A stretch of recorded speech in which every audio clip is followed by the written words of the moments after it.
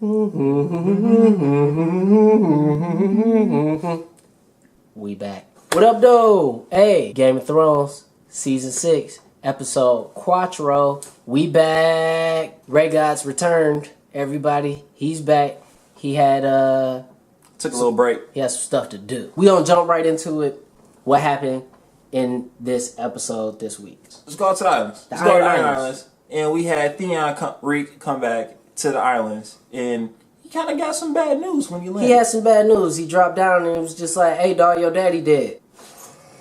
That sucks. Yeah, that's unfortunate. Like, to just come, you get off the boat, like, you know what I'm saying? You come back, you get to the airport, and they be like, dude, I know you've been getting tortured for like 2 years, but guess what? Dad's dead too. But Alfie Allen been acting his butt off since, like, the whole time. Like, I think he's, like, so underrated in his joint. Man. Yeah, if he doesn't get any sort of nominations, just for the sake that his character has evolved every single time, every season, he's been a he's new like facet. a different guy. He also told his sister that, I'm help you out in the King's Moot. The King's Moot is basically like they midterm elections for picking like a new dude to lead the Iron Islands. So she's like Hillary Clinton, and like Euron Greyjoy is like Trump. So let me get this straight though. If he wanted to, he could have just been king.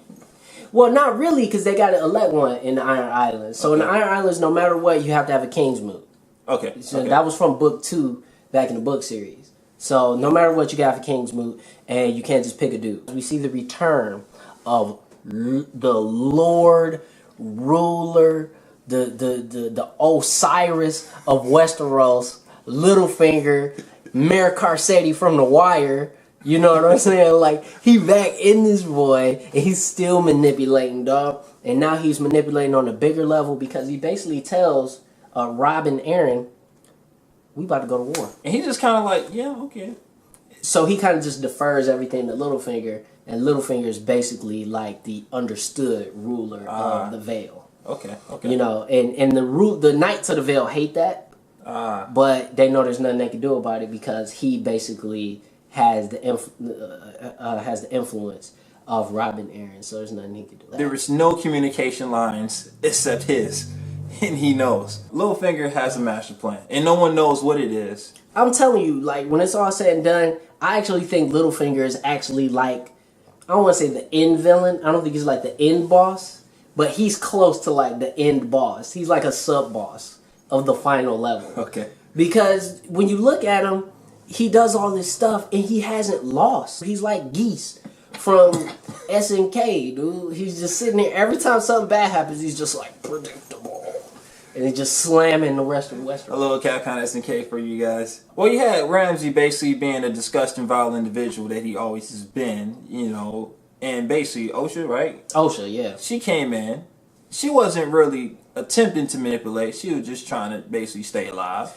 Yeah, which is really hard to do when you're around Ewan, Ramsay. He likes to kill everybody. She tried to make a move, and guess what? It failed. She dead. He's one of them stabbed Tonks from Harry Potter, and now it's over. She's gone, and she wasn't even here, but at this season, but for like not even 10 minutes. Getting back to the North again, we see that Sansa has finally made it. Sansa, Podrick Payne, who is a Lannister, by the way.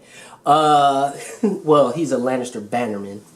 And Brienne of Tarth, they finally made it to Castle Black, and there was a reunion between Jon Snow and a very touching reunion. Very touching. And one of the most touching. A little bout of happiness in this show. Because it's rare. It's rare, not man. We had to embrace it and love it because something real bad is about to happen pretty soon. And then Ramsay, because he's a jerk, Ewan, he sends this letter. I mean, dude, this letter was like the second verse of the Takeover. He straight up gave every possible threat that a human being could give to another human being. He like, I'm in your city. I got your brother. I done did XYZ to your sister. I'm gonna have my boys do XYZ to your sister. We done killed your dogs up. Like, see me. Come and see me. He's saying, come see me. What are you gonna do, bastard? What's gonna happen? We already know, because we got wildlings. We got 2,000 of them ready to roll.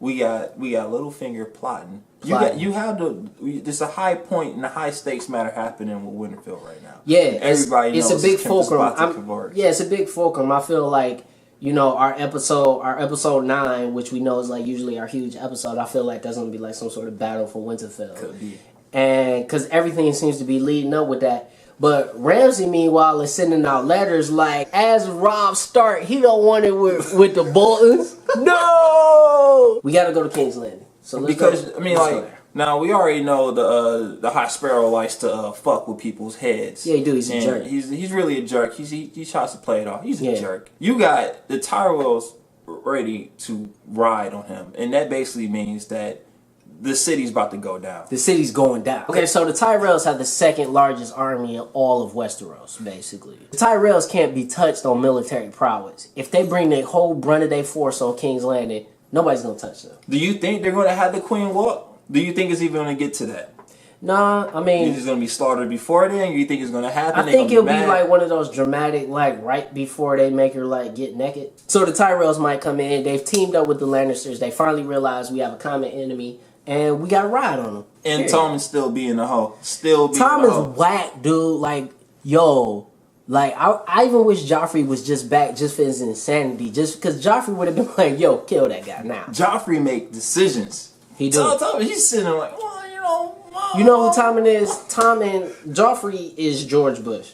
Okay. Right? Push the button. Push the button. And Tommen is sort of like Jimmy Carter.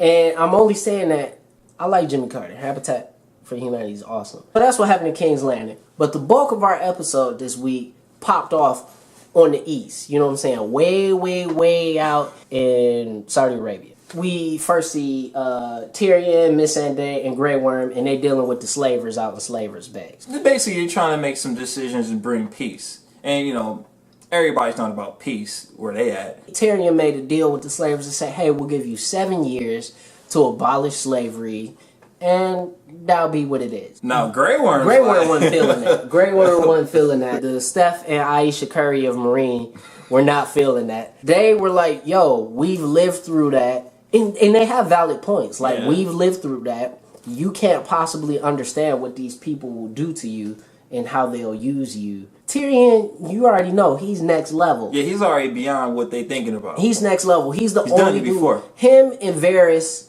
are the only dudes who can even come close to like a Littlefinger type deal mentally. We finally get back to Daenerys and seeing what's happening with her at Vaysdorf Thrax. Oh, and Mr. Scales is not doing so well. You know, he kind of got his ass beat this episode. And he's still kicking it with Dollar Tree Darrio. And so, you know, they sneak into the city and they get beat up, but Darrio still had that blade on him. He still had that tech on him. He killed the dude, which you're not supposed to do in that city. It's okay if they get stoned to death. Yeah. Just don't stab him, but, you know, no blades. A regular body just got his head, you know, crushed. It's okay. So Daenerys, they end up catching up with her. She says, I have a plan. And what they end up doing, you know, at the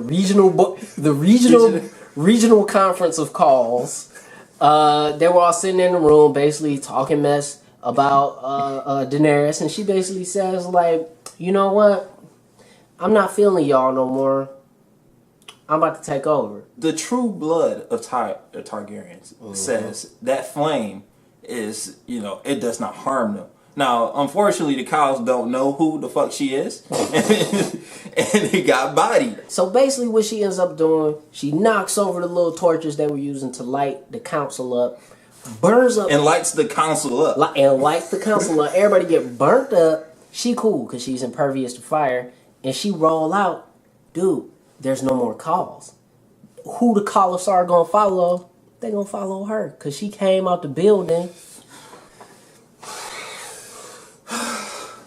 Now she has the entire Dothraki fighting force behind her, dog. The most fearsome riders in that side of the world. And dude, if you think they not about to go back down to Slavers Bay and wreck it, and she gonna get her dragons back. So if we have to do power rankings, she just went from like 8 to like number 1. Easy. Easy, dragons, dude. Militias, wealth. Brains of councils. At least she's doing good right now. the paths are really crossing right now, Yeah. and things are really being a toss up. Yeah, and you start to see like a lot of stuff starting to converge, and people really beginning to really starting to see the end game kind of take shape and take its kind of form. You see some battles. In the previews next week, we're gonna get more Bran, and it seems like he's gonna see the Ice God. No one knows what's happening with Bran. What is it leading to? What is all the knowledge? What is it for? What is Bran's significance? Is right now he just watching YouTube. You already, my man's already tell you he's not gonna be in the tree. So it's like, is Bran just supposed to be like the Westeros like NSA? He's supposed to be like the Westeros Edward Snowden. I guess we'll get that revealed to us next week. So we hope to see you guys back here next week. You can subscribe over here at this button, and you can also just check the description down below for the rest of the videos, and see the blog, and there's a backlog of reviews from seasons past if you want to catch up. So, you know, keep checking us out. Thanks for watching. Twos. Peace.